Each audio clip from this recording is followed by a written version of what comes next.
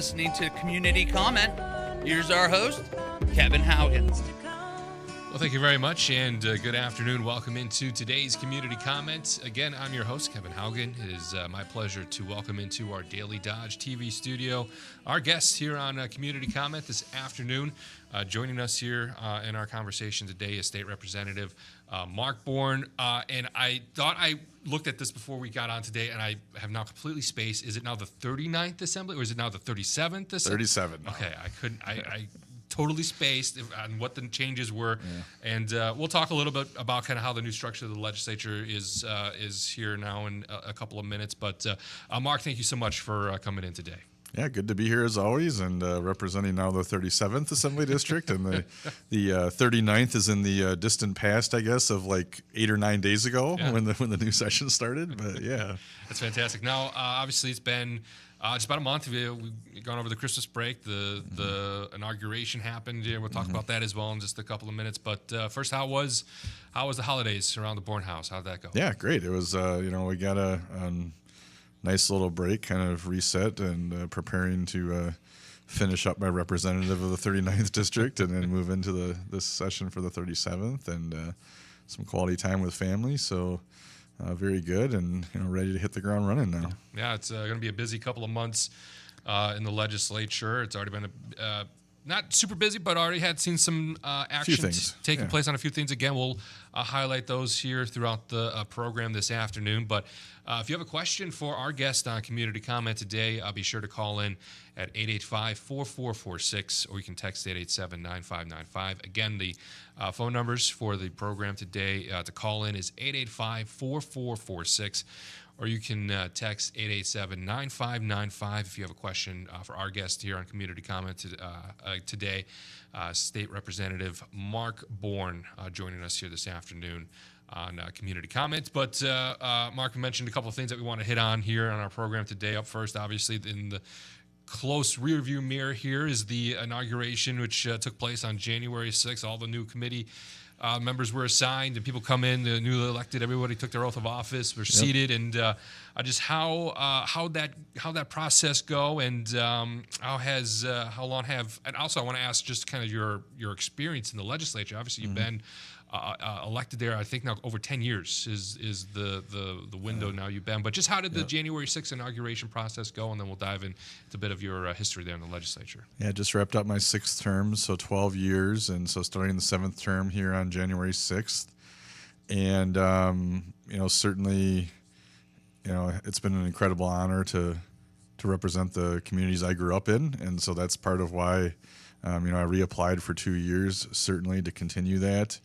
The inauguration day is, the start of the session, of course, and it's got, some of the required things of, oath of office and things like that are certainly special and get things started.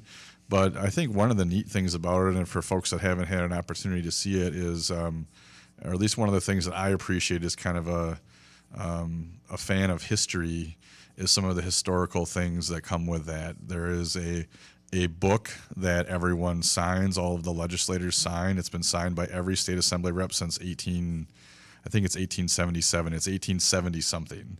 So not quite from the start of the state, but going back to within a couple of decades of the start of the state of Wisconsin. It was announced that it's a little over 5,000 folks now that have been state assembly reps in Wisconsin since the state was created back in 1848. So I kind of enjoy some of that history and being part of that. And it's always announced that the Historical Society is always there with the Henry Dodge Bible and he was, of course, the first governor of Wisconsin and an initial leader in the territory. And so there's a lot of little things like that are kind of cool to hear about, to learn about, to experience, to be part of. And so it's nice to have our families there and things to enjoy that. It's certainly it's a special day for all of us, but especially for the newly elected folks. My first time 12 years ago, I had a lot of family and friends there and stuff. And so to see that for the new folks coming in and having large groups and big groups of photos afterwards and photos with little kids, I think about taking some of those photos 12 years ago with my then 2-year-old daughter, and stuff like that. And so certainly a special day and certainly an important day of getting things organized, like you said, the committee assignments and the structures and the rules and the calendar for the next 2 years are all things that are approved usually by mostly consensus. This year there was a little bit of negativity from the other side of the aisle on some of the calendar things and stuff, which was different. I don't know if that's a sign of things to come, and I hope not, but mostly fairly smoothly getting the structure and things set up so that we're ready to go here and already active here with having our first floor period a week later. Yeah, and maybe if you don't mind too, for somebody who, like myself, who I don't know if I'll ever end up going this route and being a politician on the state level like you have, Mark, or other people here in the district. But just what is that first day like for either just a new person coming on board or for you who's been now for 6 sessions there in the legislature? Is it kind of remind you like the first day of school back in the day? You come in, you meet all the new classmates, sort of a thing. And then what? Obviously, you say you take the oath of office, you sign the book. But what are some of the steps that are involved in that first day to get the ball rolling for this next session? Yeah, the first day is kind of a long day, to be honest, because there's so much that gets packed into it on the ceremonial side, but also then on the official side, like things that actually have to occur that. Signing of things in the oath of office so that you are officially taking the position. And so some of it's kind of ceremonial and some of it's actual things that have to happen for you to have the position to represent your district in the state assembly. And it's because there is so much to it and it's such a busy day in the Capitol it's a ticketed event because a lot of people want to come and support their their friends and family that worked hard to get elected and things like that. So it's a huge organized event where like our sergeant staff works really hard to make sure that people get where they need to get and are seated for the event. And there's a lot of procedural things that go into that. And then the ceremony itself takes a little over 2 hours because we're sworn in usually by one of the Supreme Court justices. This time it was Justice Bradley and en masse, but then each person is called individually to go up and sign that historic book. And so there's 99 members, and so that takes quite a while. And I'm sure for the folks at the end of the alphabet, they're thinking they're waiting forever. Me being near the front, I was like the 12th person to do it. So you're sitting there at some point thinking, well, is this going to end? Is it? But it's all part of the process, and then there's a lot of photos and things taken, and then we elect a speaker and the speaker pro tem. And then we also elect the assembly clerk and the assembly sergeant-at-arms, which are kind of our lead support staff folks that help run the assembly. And those are all elected by the full body. So there's folks that are nominated. And the only contested was Speaker. Speaker Voss was reelected, but the Democrats did nominate their minority leader against him. And then, it shook out in a partisan vote as expected. But the other 3 positions were supported unanimously by the body, and then all 4 of them are sworn into their specific positions that they were just elected to. Usually there's some speeches, especially from the speaker. But then as the ceremony wraps up, the rules of the body are suspended that day. Normally there's not photos allowed on the floor and in the galleries and things like that, but we allow the use of the phones and photos and things. And so you can bring your family down right onto the floor, take pictures with the book or with some of the beautiful, whether it be decorative things that are in the chambers, or I know the parlor that's right off the chambers has a really nice like fireplace mantle and stuff. I know we took some family pictures when we were doing that a few years ago there. And so it's really a big day for both the legislators and their families, and usually then it's followed by some receptions and stuff afterwards. And it's kind of the one day of not a really work day. It's the process of taking the office and then a lot of the ceremony and celebration and family time and things that go around with that. So it's usually a good day. It's usually a long day. But then the next day we're starting to organize our committee schedules and get to work. Yeah, and sure, one additional new change, something different this year than years in past. There's the the numbers in front of your name on those nameplates. This, for a long time, it used to read District 39. Now it reads District 37, Assemblyman Mark Bourne. And that's not just your district alone. That is across the entire state, as a lot of the maps were redrawn. Was that last year, 2 years ago, did that process take place? Last year that took place and was ratified by the governor before, again, this past November election. But just how, I know it's still early on in this process, just barely 2 weeks coming up here, there, and after Inauguration Day, but just how has that, as you've seen that, being kind of a veteran there at the legislature, how has that impacted the whole legislature after these maps have been redrawn? Yeah, it's certainly brought some changes, and some of them, on the most basic sense, is just a lot of new faces. The numbers have changed a little bit in the caucus. We have fewer members in the Republican Assembly caucus than we had last time, and so obviously the Dems have more to get us to 99 Assembly reps. And so especially on the Dem side, there are a lot of new faces. It's definitely going to take some time to learn some names and things. I forget the exact number. We have 8 new in our caucus of 54 Assembly Republicans, and in their 45, I guess that would be then Dem side. I think like 2/3 of them are new.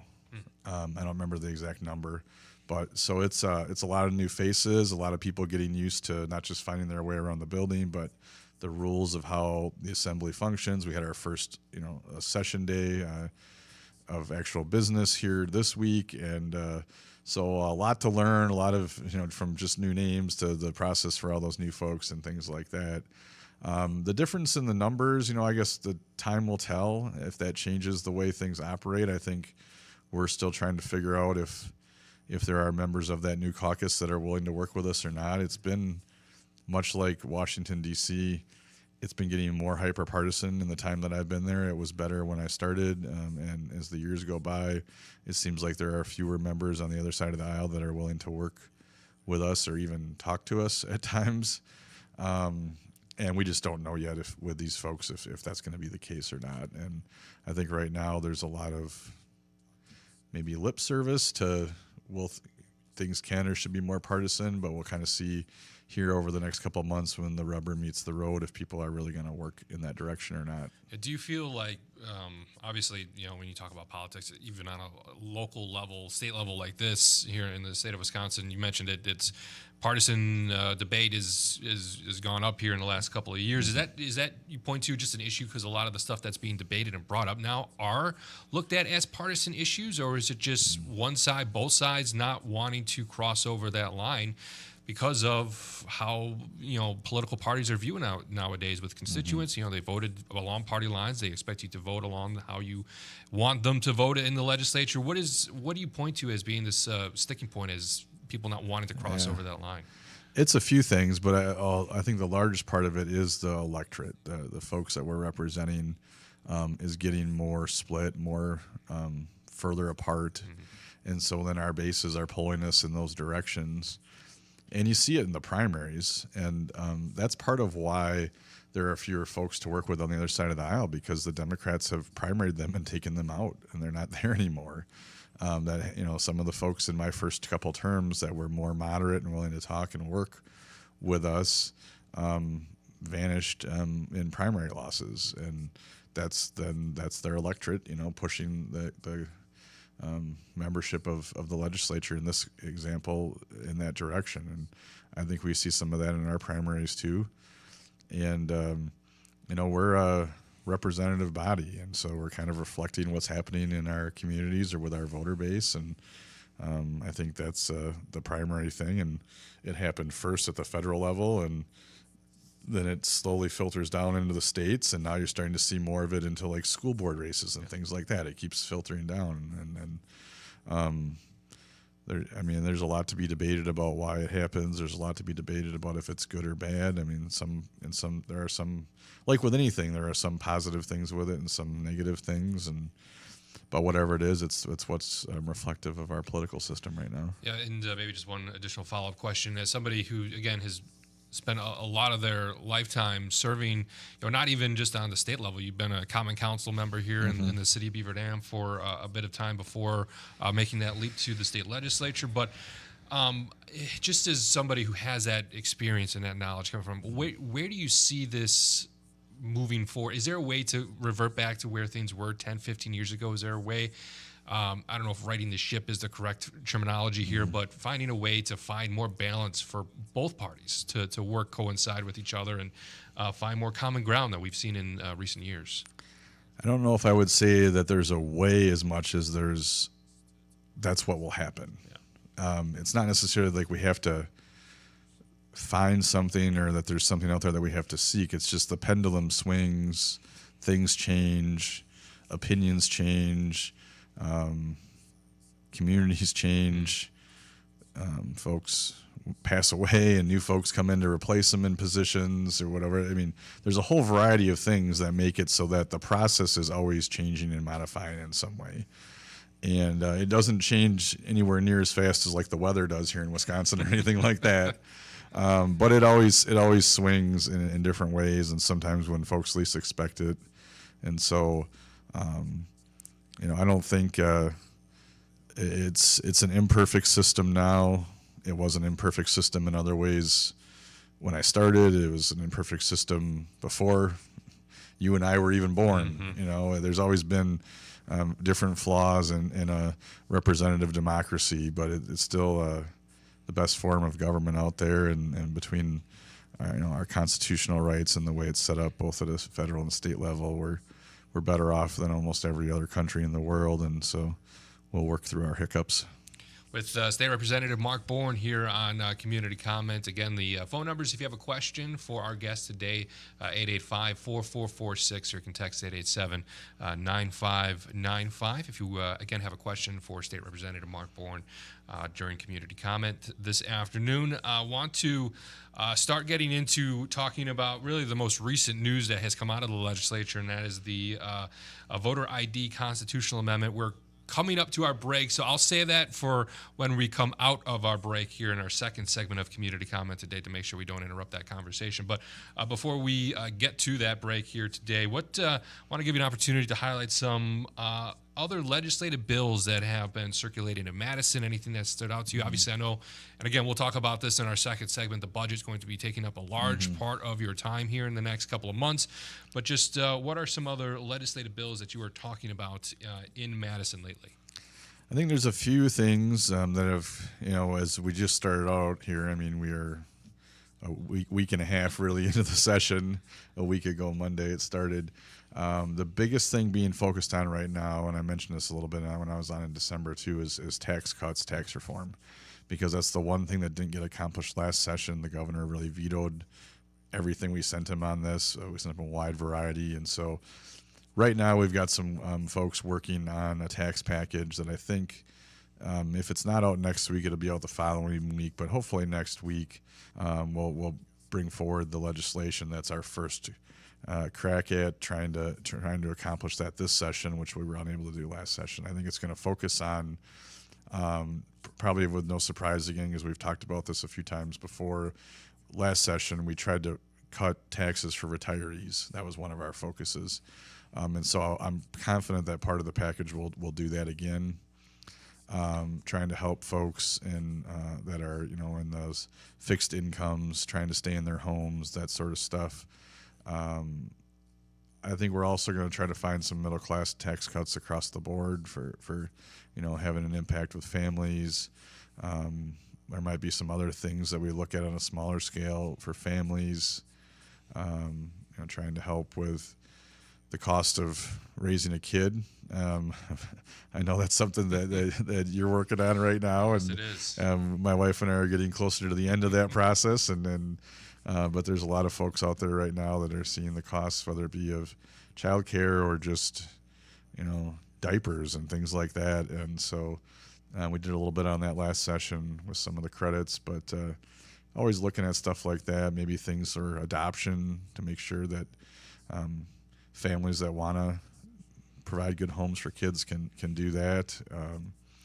So there'll be a few things, but primarily it will be focused, I think, on retirees and the middle class, and there might be a few other of those at least smaller, maybe not to the folks that they affect, but as far as like the price tag and the number of people they impact, smaller things around the edges. With when it comes to effort to get a tax cut ultimately signed by the governor, is it and from what I recall, the last session, it seemed like that would come up every couple months, and then would be some sort of contention that the governor didn't agree on, or the GOP side who put together the tax cut couldn't come to terms with either.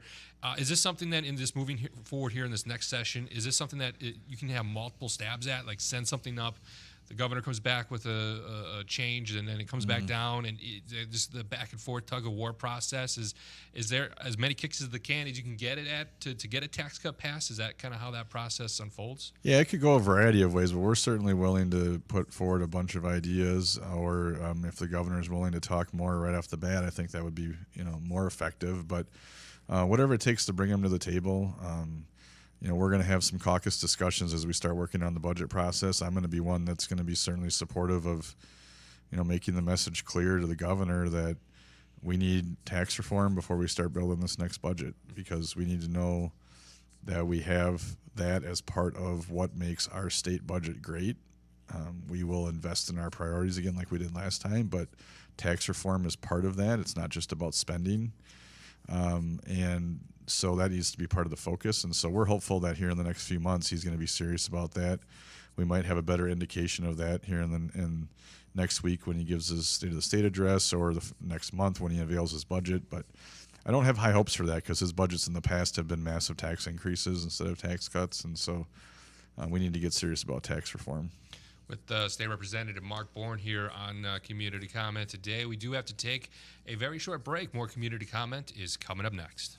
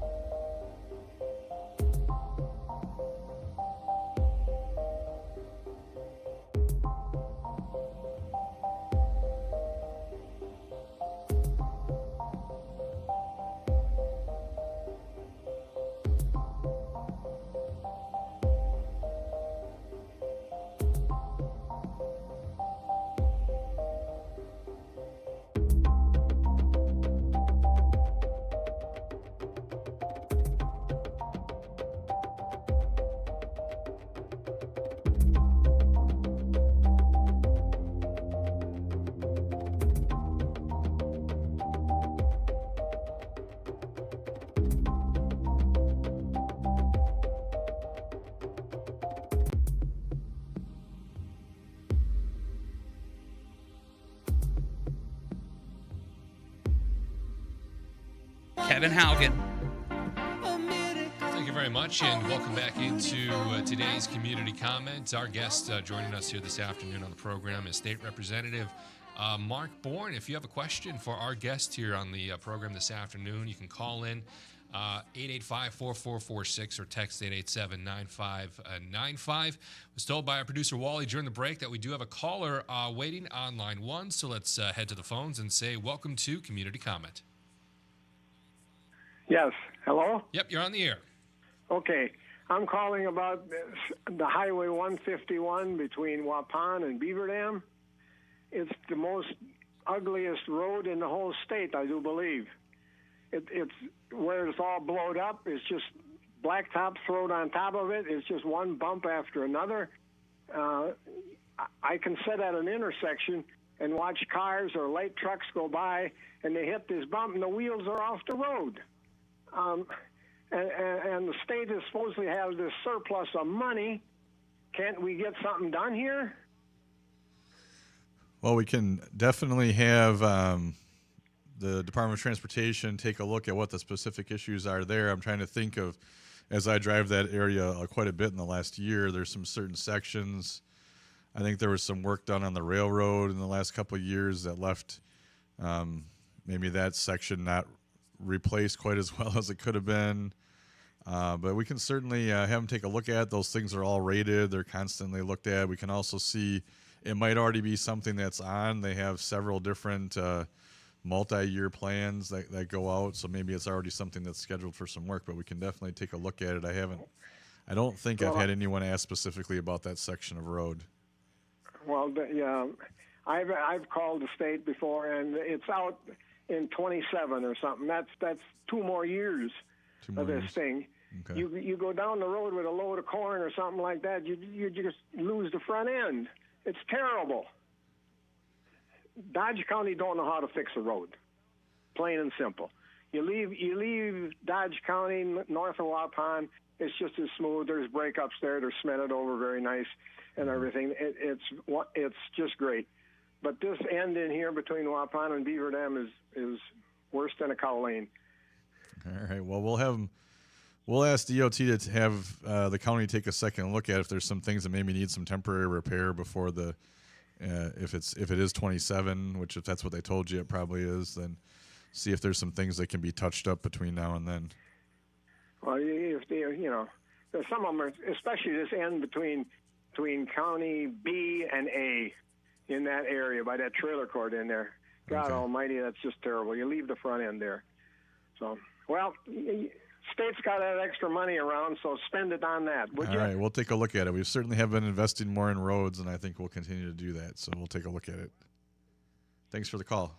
Yeah, thank you for the phone call. Again, if you have a question for State Representative Mark Bourne here on Community Comment today, you can call 885-4446. And that particular stretch of road that's we mentioned before coming on, that's the state highway, so that's something that at the state level they look at and decide whether or not where that fits in their reconstruction plans, their fixed plans, however they line that up. They're the ones who decide where that falls into their calendar of getting those things done.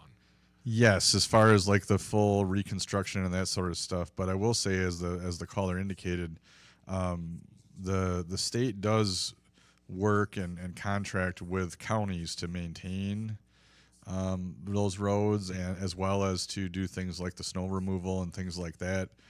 And so if it's a case where that there was maybe some work that had to be done, like on the railroad, like I mentioned, or I can think of in the area that he talked about between B and A over the years, there's been times where some utility work has been done to run water and things as different things have developed in the industrial parks on each side of the road over the years. Those type of projects then would be managed either by the county themselves, or the county would oversee a contractor handling those things. And so that's why I'll have my office check with DOT on that to see if there's some areas that either through some work that was done, or maybe just the weather. I mean, it's no secret that the weather here in Wisconsin, if there was some weakened part in the roads and they got some water and freezing and thawing and stuff, and so maybe there are some things that need to be touched up that aren't full reconstruction type stuff. But we can certainly we'll certainly take a look at that. I know too. Pavement buckling is another common issue. I've seen Right. that even on In that the stretch heat. of road. Yeah, in the Right. heat during the summer Yep. months, that can cause some major Yep. issues with those roads as well. So yeah, we'll. I'm sure we'll keep a close eye. Maybe that's something I can look into and just kind of maybe put a story together about that timeline of when certain road projects will be done.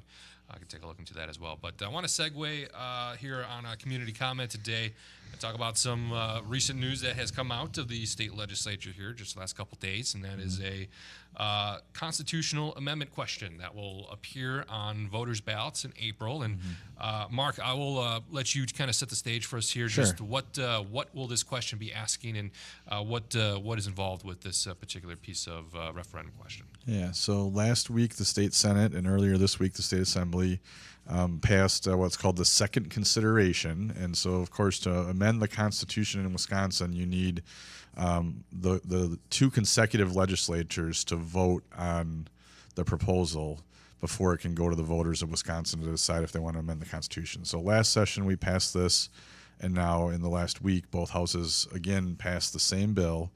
It was Senate Joint Resolution 2 this time that will send a question to the voters on the April ballot here in Wisconsin, asking them if they wish to amend the Constitution to make sure that voter ID continues to be part of our elections here in Wisconsin. That's the question in the basic sense. And so all that's being proposed here is to say,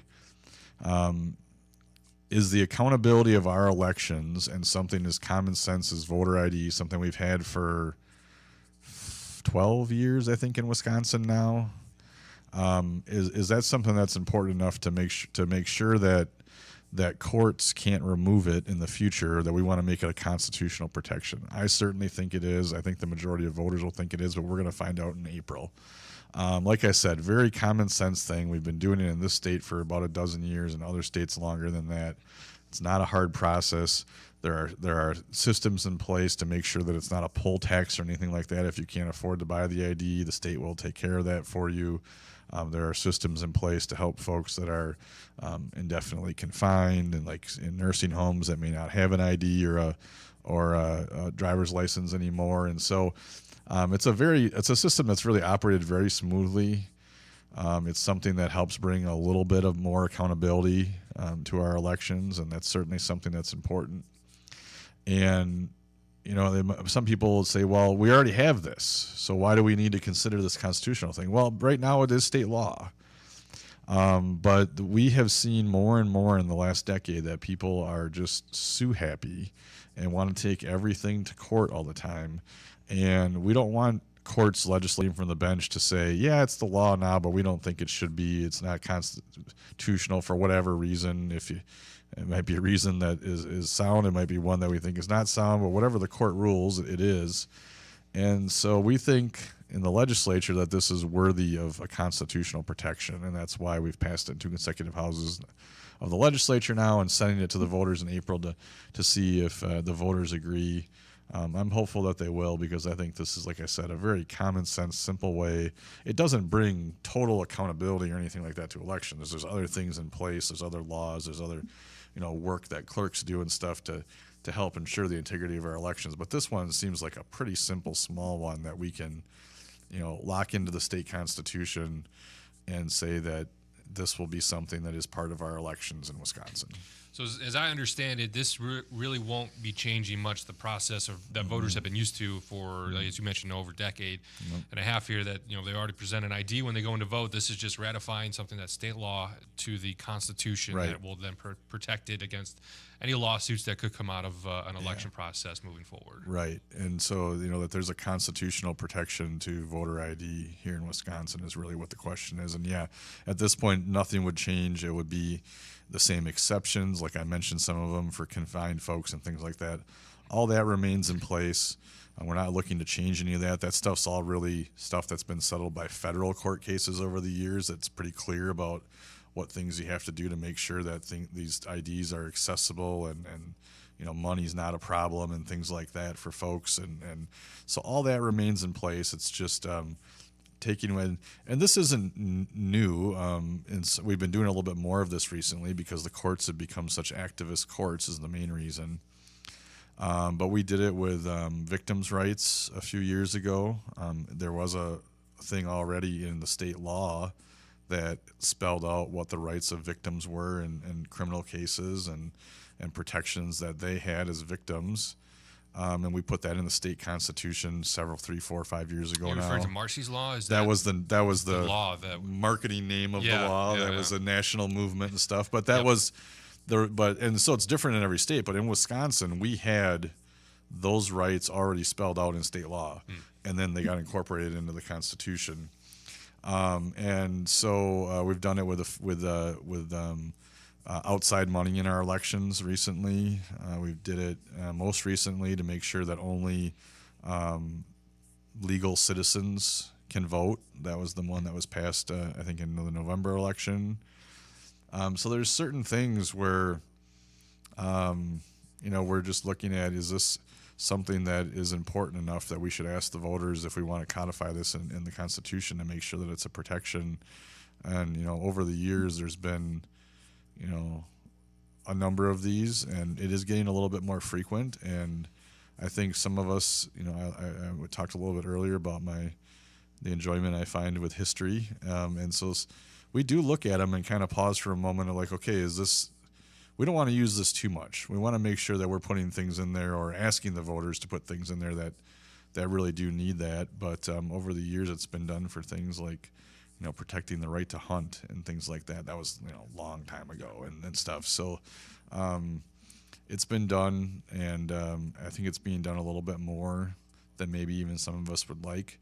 But it's become that important because these courts have become more activist courts and trying to legislate from the bench. And so rather than running for state assembly or state senate and trying to change the laws there, or for Congress and trying to change the federal laws through the system that's supposed to be do it, the legislative branch, we've seen more of these courts now that have just decided that they're going to legislate from the bench. And if there's a lot of that going on, I think it's important that the voters, that's how this process works, through starting with their representatives through 2 consecutive legislators, and then the voters get to decide, what are the things that are most important that we want to make sure that are protected.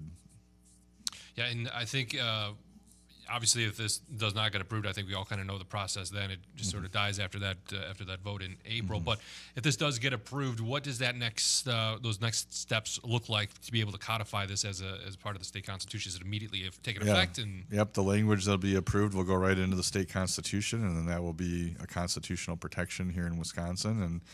And there will still be the ability for the legislature to modify exceptions along the way if things change, like with a federal court case or something. Because like I said, right now it's very much mirroring what federal law requires and what federal case law requires. And so that's why the language says it will put into the Constitution that voter ID will be part of our election process, but it will still allow for modification to the details as to what exactly is defined as that. And as I said, it's defined now. It has been for about 12 years. It's in state law. We're not proposing any changes to that at this time. And so again, that voters will see that constitutional amendment question on their April ballots here in a couple of months away. But before then, people tuning in to happenings at the Capitol in the middle of February will see the governor's State of the State address. That's also when he'll present the budget document, essentially, at that point, which will then be turned over to the Joint Finance Committee, which State Representative Mark Bourne is joint co-chair of that committee, and essentially will start their budget process. But what is that next couple of months look like? Kind of walk us through what that process will look like for you guys at the Capitol. Well, first to clarify, there are 2 speeches that you kind of combine together there, which is confusing for folks. So next week is the State of the State address. So the governor will be in, I think, next Wednesday to a joint session of the legislature to give his State of the State address. And then on the February 18th that you mentioned will be his budget address. So he gets 2 speeches within a month's time there. The second one is when he does deliver his budget then to the legislature. And so we will start to hear next week, I think, what he's thinking on what that budget document might look like, what are going to be some of his priorities. That's usually how they set it up with the State of the State in the same year as the budget. But the one, as you mentioned, that maybe I'm focused on as co-chair of the Joint Committee on Finance is certainly next month's budget address. That's a big day for us in the legislative finance area because the governor will give a speech and then introduce his budget. And that's when the legislative budget process really starts. We're going to take the executive budget that he gives us and immediately after that speech go into the Joint Committee on Finance. Will come into session and introduce that document. And that's more of a ceremonial thing that night. It's a very short meeting, but that officially starts the legislative process. Then the document is before us now in the legislature. We can start making changes, making amendments, crafting the legislative document. And so between now and then, our offices are working with our staff and our fiscal bureau and stuff to prepare for that, to be ready for that, to constantly taking a look at what our revenue looks like and things like that. And we'll get an update here in, I think, about 10 days from our fiscal bureau on what our state financial projections look like. And we meet a lot over the next couple of months with stakeholders and constituents to talk about, what's important to them, what are some things that, folks think we need to be working on in Wisconsin, whether it be Highway 151 between Beaver Dam and Waupun or other things. I know my scheduler right now is working to schedule a lot of meetings in the district for me in February and March. That's always part of that process too. And so we'll have some budget listening sessions. I know that you always do a great job of putting those out there on your newscasts and social media so folks know where they can come and share their ideas with me. So we'll certainly get those to you and other media throughout the district as that gets finalized. But we'll be all around the district. I will be, I guess I should say, listening to folks in the district in March and February and March, and scheduling other meetings. Like I always meet with all the school superintendents that serve now the 37th Assembly District, and that brings a couple of new schools districts that I really haven't had Randolph in my area before, and Waupun and Oakfield, and so meeting with some new superintendents there as well as the old gang of the schools that I've been working with for a while and stuff like that. So it's a busy time, but it's a fun time to me. I enjoy working on this process. I enjoy being able to get out there and talk to folks and find out what other people are thinking and try to gather some good ideas. And I say try because I guess that's what I'm doing to start with, but I always have. You always pick up stuff in whether it's a meeting with a superintendent or a mayor or a constituent that shows up at a listening session or just calls or emails into the office, or I guess even occasionally somebody calls into this program and we get a new idea for a bill or something that needs to be fixed. And so there's a lot of that opportunity out there, and I think that's maybe the best part of the new session and working on the budget is it creates kind of this opportunity of it's like this blooming of spring flowers or something. It's not happening yet, obviously, in our outside of here this building, but it's just there's lots of opportunity there to talk to folks, hear some of the same things, but also some new things, and figure out how we can incorporate that into our work over the next 5-6 months in crafting a state budget that really impacts all of Wisconsin and making sure that it's a budget for everyone. Yeah, is this you mentioned, Mark? Really one of the things that you take a lot of pride and joy in doing this whole budget process, and I'm sure you look at it as an opportunity to really take the concerns and issues that are brought up here in your district on a local level and take those back into Madison and try to incorporate them in any way possible into crafting that budget. And is that kind of how that process looks like for you? Take those notes down, and then when the Joint Finance Committee meets, it's going just through and throwing out ideas and seeing what lands and what doesn't. Yep, and that's really what the job's all about. It's what the representative democracy is supposed to be about. And so whether it's crafting a straight budget or separate legislation or helping a constituent work through a problem with a state agency, that's something we've talked about before on the program over the years, and something that a lot of people I think don't realize maybe. That's one of the most important parts of the job, I think, because there's times where the bureaucracy just is overwhelming for a business or a family that's trying to accomplish something, and we find that a lot of the times they're not asking for anything that's inappropriate or out of line. It just doesn't fit into the normal system. Like, it's a little bit different, and we just need to get those conversations going away from the person that does it, approves that license or whatever every day and always the same way. We talk to their bosses and say, look, this is kind of in the spirit the same thing, we just got something a little different here. How do we work this out? How do we work through this? Can we tweak this? Can we tweak that? And 9 times out of 10 we can. It just needs to get the discussion going because it doesn't fit that particular normal thing. And it's great to have those conversations with folks and have an opportunity to work on things like that. And you can't fix everything. We don't get to bat 100, but there is a lot of stuff we can do. And as I look back over the years, there's a lot of things that we have accomplished working with people right here in this Dodge County area, mostly now Dodge and Fond du Lac County in the new district. And so I think there's a lot of opportunity for that. So it's easy to be, at least at the start, it's easy to be optimistic because there's nothing but opportunity out there. I'm sure we'll have some bumps in the road along the way and some days where maybe the optimism isn't as high, but right now, looking forward to getting to work. And just a quick overview of this process. Essentially, the governor will give his budget address, as you mentioned, not State of the State address, the budget address in middle of February 18th. I think it's into the hands of the Joint Finance Committee. And essentially, you guys have the goal is to have a budget in the governor's hands that he is willing to sign, essentially, by the time the new fiscal year starts, and that's July 1st. That's right. The window that you guys sort of operate in. Right. That's the normal time frame. When we get his budget document, we do, like I said, we go that night and introduce it, and it's officially ours, and we can start working on it. We really do spend about the first 3 or 4 weeks after we get it really analyzing what he's trying to do to make sure we understand what he's asking for or suggesting. So our fiscal bureau staff will spend about a month kind of tearing it all apart and rebuilding it to explain exactly what he's proposing, spending-wise, revenue-wise, whatever the case, so we can understand it all well.